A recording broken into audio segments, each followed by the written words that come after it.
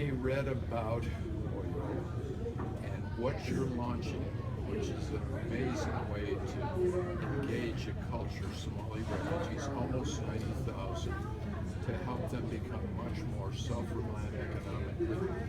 Where did this idea come from, and what inspired you to start working on it? I think the primary source was being a parent and living in a neighborhood where there were a lot of single mothers with a lot of children. So our neighborhood down was the single mother with 11 children.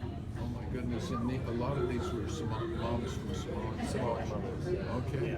Yeah. And so a number of factors contributed to that, but one of the things that that played into it as well was saying we don't want to be handout people, and the Somali community doesn't appreciate handouts. No. And so I just kept praying and thinking about what are the intersections of my passions, my skills, and things that can lead to sustainability. Smart. And so food was a natural thing for me. I'd been in restaurants for 15 years. I love food, and the Somali community has great food. So that's an asset that they have. And then I met with a leader in the Somali community named Miriam, and she said, hey, if you want to do business in the Somali community, you should think about sambusa. And that's when it clicked, and I thought, every mother knows how to make sambusa. Tell us what sambusa is, because not every mother that's listening would know that. Yeah, so sambusa is, it's similar to a tortilla, folded into a triangle, Yes. and then inside are spiced meat or vegetables. Wonderful. And So- I had my first sambusa yesterday, Oh, yeah. and it was wonderful. I love the combination of spices. I love the onion in there. It was a delight. And I guess the thing that impresses me most as I read about what you're doing is it's such an unusual approach for a church to be smart as a business culture, to find one thing in a culture and use that to empower a whole generation of young women. They don't have to learn to speak English. They don't have to go to, business college.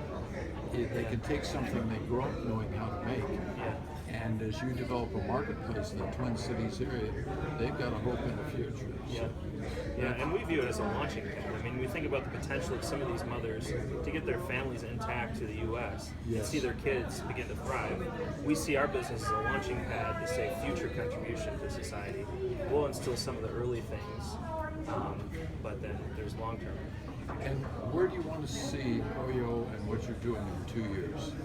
Yeah, there's a few things that we measure success by, but one is we just want to have 10 mothers that are working for us, Great. that are now livably and gainfully employed through Oyo with benefits, and then we want to have childcare built into the business, so there could be childcare that's there, and then we want to set up a scholarship fund for the children of the mothers with the profits. So smart.